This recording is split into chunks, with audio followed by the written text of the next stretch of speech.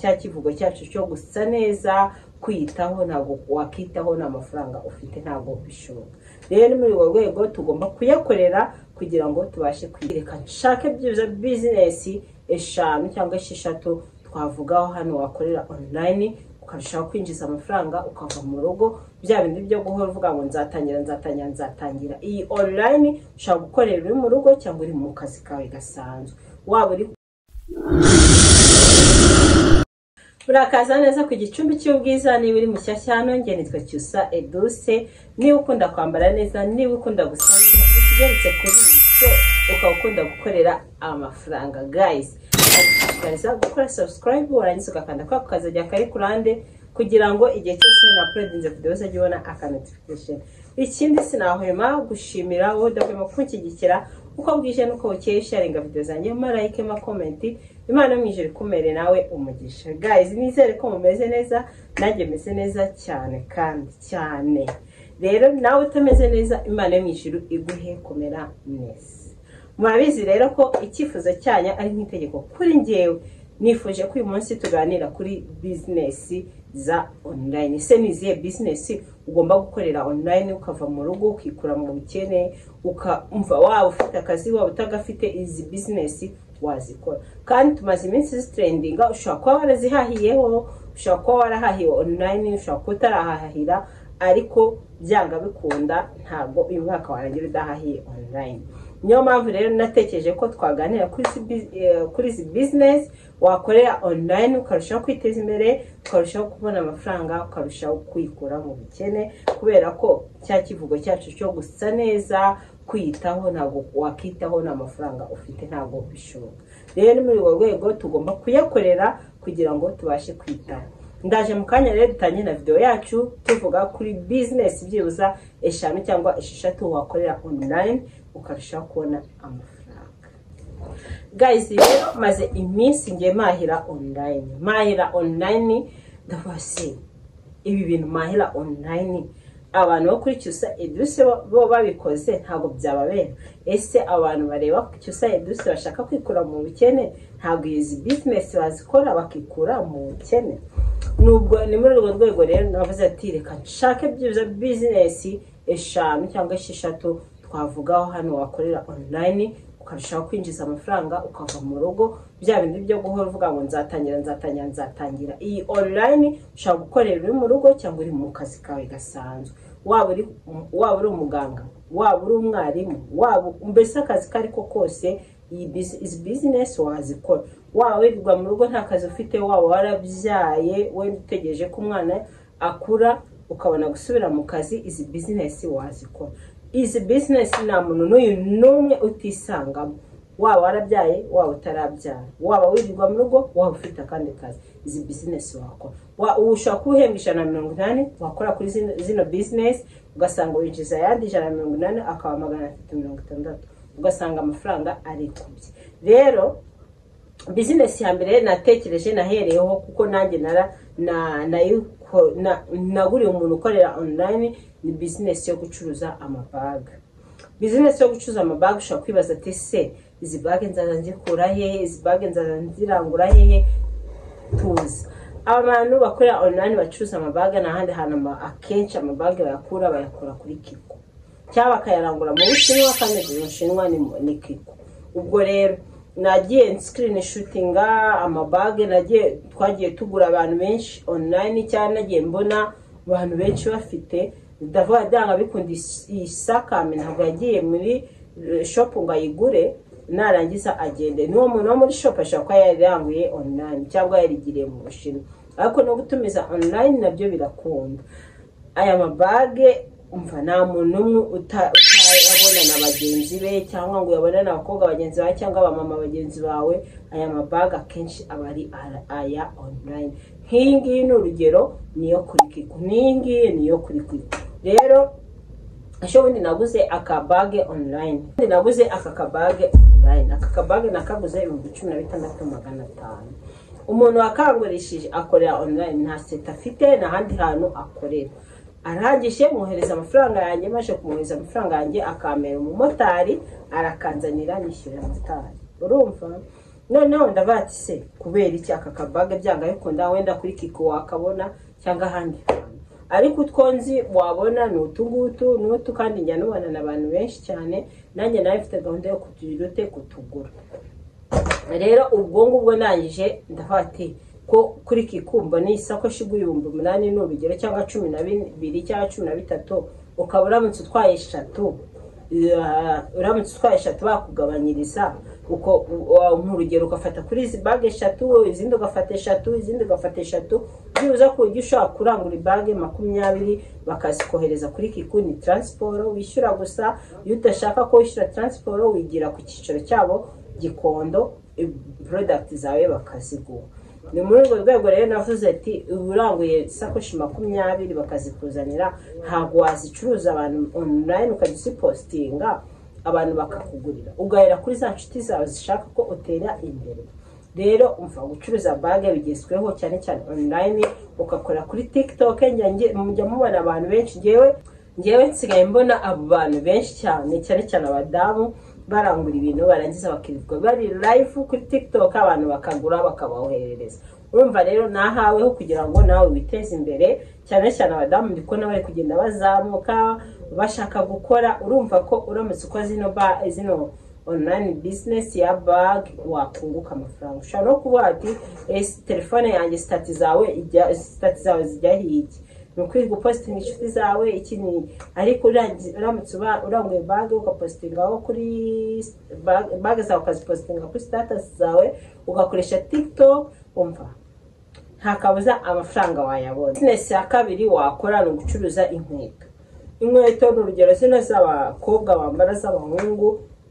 Air Force udukweto dufunguye udukweto dufunze udukweto tworoheje ushobora kwinjira downtown ukarangura byibuza imiguri 10 ukazipostinga abantu barakugurira cyane inshuti zawe nizoheraho rero umva gucuruza inkweto online njya mbibona ukabona waranguye 39 38 37 ukarangura ubundi bwoko ukagenda nyine ufanga gake abantu bagenda bakumenya yesi ndagurira inkweto online ariko isakoshi ndo muhamya wayo ko nayiguriyeho online mva inkweto rero nazo njya mbona abantu birirwa kuri live bacuruza kuri TikTok umva barazicuruza barazicuruza kandi abantu barazigura urumva rero mba ndi kubarabura kugira ngo mudasigare inyuma ndabakunda mbashaka ko dukora mu byukuri tukaba abadamu twiteje imbere nawe nimba uri umudamu ukagira uruhare mu rugo rwawe nimba uri umukobwa ukagira uruhare ukatangira ugasevinga amafaranga nawe uzakoresha mu gihe uzaba ugeze mu rugo rero gucuruza inkweto online nabyo biragenda kandi ndabizi ko uramutse ubikoze umva utahomba ntago wahomba pe indi business ya gatatu tugiye kuvugaho ni business yo gucuruza amaherena impeta ibikomo biriya bintu uramutse ubigire Nyabugogo ukagenda wirangura uduherena 5 dukomo 5 impeta 5 twatu bronche twanga ukajya udupostinga kuri status zawe abantu baratugura pe abantu baratugura sinzi nimba ari umuntu hano uri kundeba wigeze gutumiza amaherena online y'inkweto cyangwa amabag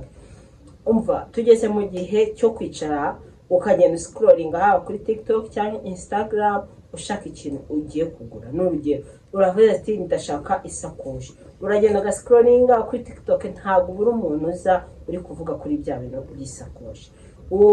n'urugero ushaka guhahira kuri status z'umuntu ushaka guhahira kuri TikTok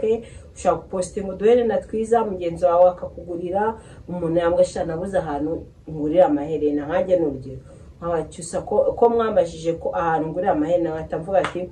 umuntu runaka uyu acuruza amaherena ariko avuye kwa Kisa Edouce rero amaherena n'ibikomo amashanete n'ibiki murabona ko biri guca ibintu bigacika muri business za online kandi wabishobora ntago ari ibintu bigoye Nyabugogo bararanguza amaherena ibintu byose bijyanye n'imitako y'abadamu amaherena biki n'ibiki byose Nyabugogo barabikorera barabicuruza ushobora no gucuruza ari amacupa y'amazi ushobora gucuruza blender zimwe za makeya twatunda abantu bagendana twakandushyiramo ikintu kikagasya ukatuwinywera turatublend ushobora gucuruza ibikoresho by'imisatsi n'urugero ari amanuza bakoresha mu mutwe kugira umusatsi wumuke umva za seshe ego ari amafurati ushaka kubicuruza kandi ugakora pe kandi ukanunguka ntuburi kwishura iseta ntuburi kwishura iki ubukorera mu rugo iwawe ushaka kubikorera ujya ku kazi ukapostinga warangiza ugategeza umuguzi yagira ukaza gutaha nimugoroba ugakora delivery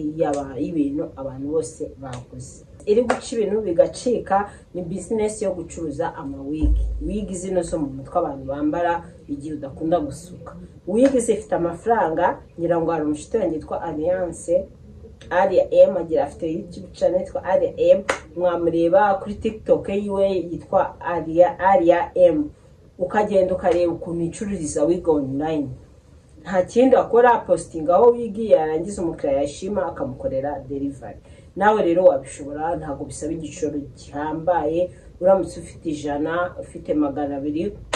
wabikora ikindi kintu ushobora gukora kuri wig ushobora kwiga kuzikora wowe ubwawe uri mu rugo ukagenda ukagura ya plante ukagura yaki ukabyikorera mu rugo ubundi ugapostinga umukiriya yabikunda akaguhamagara kuko ati nkeneye ira wig wari gukora yinyoherereze kwishyura akakwishyura ukamwoherereza iki delivery yawe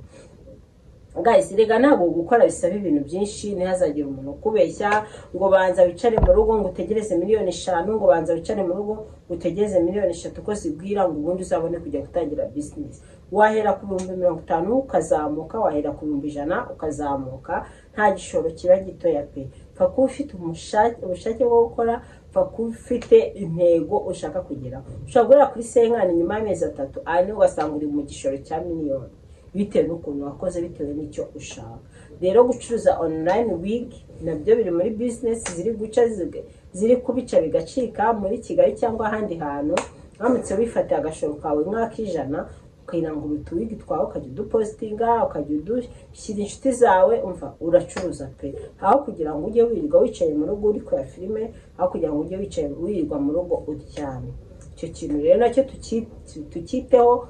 kugira ngo umuntu akore kugira ngo umuntu afunguke mu mutwe abone ikintu cyo gukora nuko aba yavuze ati byibuza nanjye reka ngenda ahandi abandi bari ntange ndebe ibyo barimo icyo gihe rero nta kabuza utera imbere ako yoro umunebwe wikunda kwiryamira ukunda kwisinzirira sha iterambere ni gake cyane ese hanyuma rero tugiye gusorezaho ni business yo gusuka abantu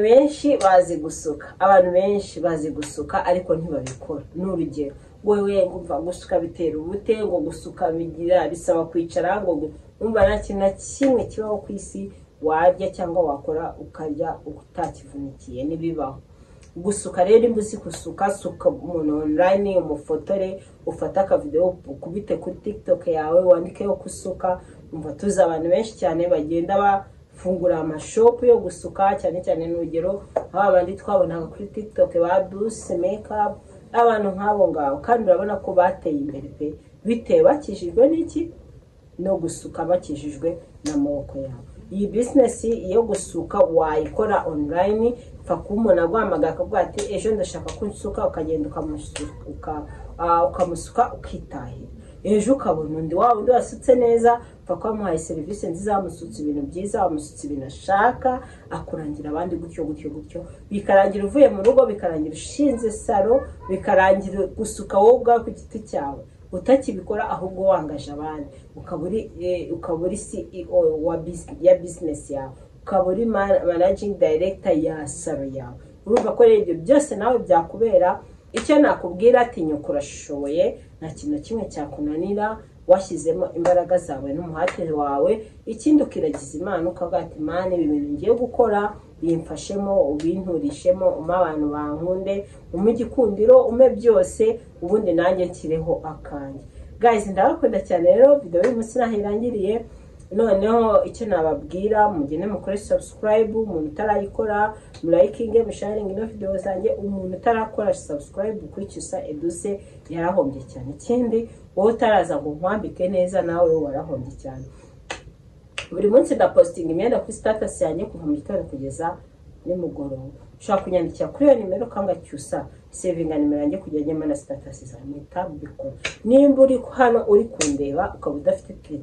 nimero de telefone yanjye nanjye ntafite yawe warahombye wacikamwe n'ibintu byinshi cyane mugere mu following rero kuri Instagram yanjye ni cyusa eduse nk'ibisanzwe hariho ibintu byinshi cyane byiza nabyo byakugirira umumaro mu buzima bwawe bwa buri munsi ndabakunda cyane rero nta munsi n'umwe nta kintu na kimwe ntazakora kugira ngo turushe gutera imbere uyu mwaka twishyizemo cyangwa twihaye intego yo gukorera amafaranga yo gushaka amafaranga kwiteza imbere kugira ngo turusheho gusa neza nta mudamu ushaka ko uyu mwaka ugomba kurangira cyangwa umukobwa asa nta korera amafaranga use neza korera amafaranga utera imbere korera amafaranga usevinga saving iracyakomeje nimba ushaka gusevinga savinga ku buryo byibuza nyuma y'amezi 6 uzavuga ati noneho ngiye gukora gushaka business yanjye nk'izi ngizi nakubwiye nyuma y'amezi 6 turi mu kwa gatatu harabura amezi 3 kugira ngo turebe ese saving y'amezi 6 twiyemeje igeze he rero izi business nibwo tuzatanya kuzikora ejo bundi mu kwa gatatu no mu kwa gatanu ariko uramutse ufite amafaranga watangira umunsi ugatangira ugashora guys nayitinya itarungurutse gerageza urashoboye na kintu kimwe cyakunanira washyizemo umuhate ndabakunda cyane rero na video itaha bye.